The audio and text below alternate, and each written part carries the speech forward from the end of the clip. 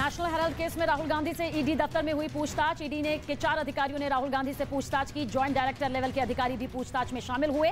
ED office में राहुल गांधी से करीब 3 घंटे से भी ज्यादा देर तक पूछताछ हुई। मनी लॉन्ड्रिंग के केस में राहुल गांधी को ईडी ने पहले 2 जून को पेश होने के लिए बुलाया था, लेकिन विदेश में होने की वजह से राहुल गांधी पेश नहीं हो पाए थे।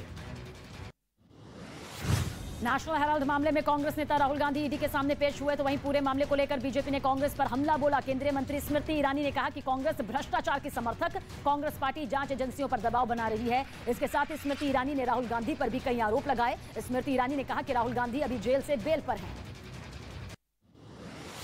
उत्तर प्रदेश में जुमे की नमाज के बाद हुए बवाल और पत्थरबाजी में गिरफ्तारी का दौर जारी। पूरे प्रदेश में अब तक करीब 325 लोग गिरफ्तार। वीडियो से पहचान करके पुलिस आरोपियों को धर दबोच रही है। गिरफ्तार लोगों में सहारनपुर के 44, हाथरस के 51, अंबेडकर नगर के 34, प्रयागराज के 92 लोग शामिल। तो वहीं यूपी में हिंसा के बाद पुलिस ने सख्ती बढ़ाई। सिद्धू मूसेवाला केस में आरोपी शूटर संतोष यादव गिरफ्तार। पुणे रूरल क्राइम ब्रांच को उसकी कस्टडी मिल गई। वो 20 जून तक उसी के पास रहेगा। संतोष यादव के साथ उसका एक और साथी भी पुलिस के हत्थे चढ़ा। संतोष यादव से पूछताछ हो रही है। इसके अलावा सलमान धमकी केस में भी उससे सवाल जवाब होने वाले हैं। यूपी के बदायूं में कर्मचारी को अस्पताल के अंदर पार्किंग शुल्क मांगना महंगा पड़ गया। एक महिला ने कर्मचारी की चप्पल से पिटाई कर दी। पिटाई का ये वीडियो सोशल मीडिया पर वायरल। जब महिला पिटाई कर रही थी तो मौके पर पुलिस भी थी। पुलिस के सामने ही पार्किंग संचालक को चप्पलों से महिला पीटती नजर आई। ये पूरी घटना सदर कोतवाली थाना क्षेत्र की। भोपाल में एक महिला पर ब्लेड से अटैक करने वाले आरोपी के घर पर प्रशासन ने बुलडोजर चलाया। पुलिस और नगर निगम की कार्रवाई में भोपाल अरेरा हिल्स इलाके में कार्रवाई हुई। ब्लेड अटैक आरोपी बादशाह बेग हिस्ट्री शीटर और उस पर करीब 32 मामले दर्ज। बादशाह बेग ने अपने 2 साथियों के साथ वारदात को अंजाम दिया था। बिहार में भारत नेपाल सीमा से 2 संदिग्ध चीनी नागरिकों को गिरफ्तार किया गया। दोनों चीन के वुहान के निवासी। सीतामढ़ी के नेपाल सीमा से 2 चीनी नागरिकों की हुई गिरफ्तारी। दोनों चीनी नागरिक संदेहजनक हालत में बॉर्डर के पास घूम रहे थे और नेपाल जाने की कोशिश में थे। इन सबके बीच दोनों चीनी नागरिकों से जब पुलिस ने पूछताछ की तो उनके पास से 7 मोबाइल सिम और कुछ लिटरेचर की बुक, नेपाली करेंसी और डॉलर बरामद हुए। लखनऊ से हरदोई जा रही एक चलती कार में आग लग गई। आग अचानक लगी और देखते ही देखते स्वाहा हो गई, लेकिन कार में सवार ड्राइवर वक्त रहते बाहर निकल गया और उसकी जान बच गई। इस घटना की जानकारी मिलने के करीब आधे घंटे बाद फायर ब्रिगेड की गाड़ी वहां पहुंची। जितनी देर तक कार जलती रही, यातायात प्रभावित रहा। बाद में पुलिस ने जेसीबी की मदद से जली हुई कार को वहां से हटाया। राजस्थान के अजमेर में एक लुटेरी दुल्हन गहने के साथ अपनी ननंद को भी अपने साथ ले गई। घटना के सीसीटीवी फुटेज सामने आए हैं, जिनमें दुल्हन के साथ दूल्हे की बहन भी जाती नजर आई। परिवार वालों का कहना है कि वो 3.5 लाख का सामान लेकर फरार हुई और ननंद को बहला फुसलाकर अपने साथ ले गई। लुटेरी दुल्हन के खिलाफ केस दर्ज। गुजरात के जामनगर में गाय के हमले में बुजुर्ग की दर्दनाक मौत हो गई। पूरी घटना सीसीटीवी कैमरे में रिकॉर्ड। वीडियो में देख सकते हैं कि किस तरह से सड़क पर घूम रही गाय अचानक बुजुर्ग शख्स से पास आती है और हमला कर देती है। 40 सेकंड के इस वीडियो में गाय बुजुर्ग पर तब तक हमला करती है जब तक बुजुर्ग शख्स की मौत नहीं हो जाती।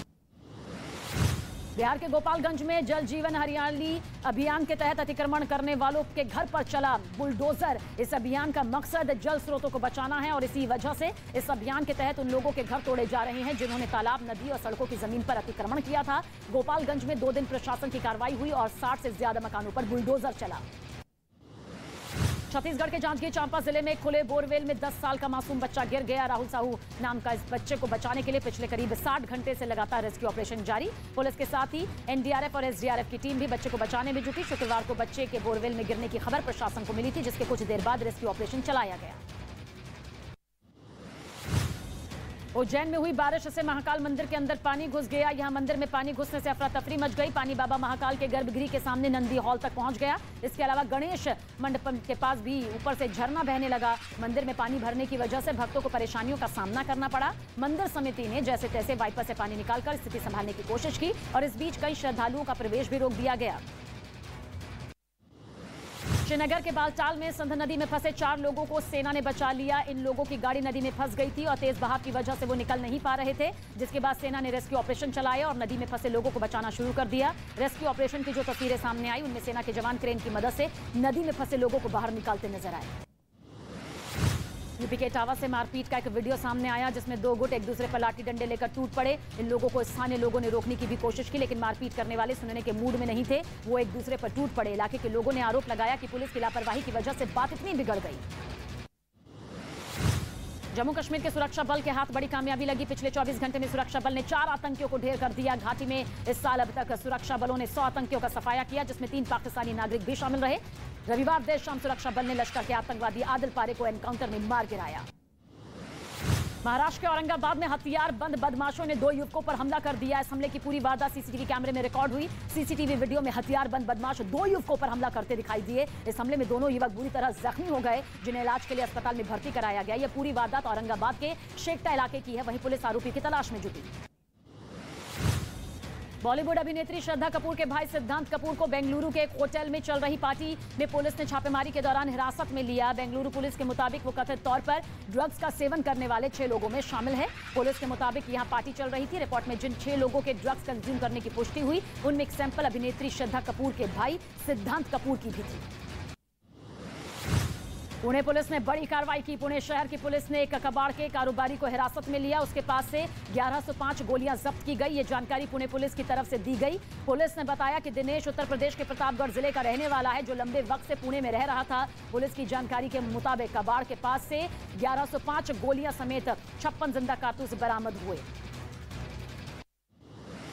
देश में लगातार तीसरे दिन कोरोना के 8000 से ज्यादा केस सामने आए। केंद्रीय स्वास्थ्य मंत्रालय की तरफ से सोमवार को बताया गया कि पिछले 24 घंटे के दौरान देश में कोरोना के 8084 नए मरीज मिले। 10 लोगों की जान गई, जिनमें से 3 मौत दिल्ली से जुड़ी हैं। देश में एक्टिव केसों की संख्या 48000 तक हो गई है। 24 घंटे में 3482 इजाफा हुआ है। 10 जून को कोरोना के 8328 केस सामने आए। 11 जून को यह संख्या बढ़कर 8582 हो गई।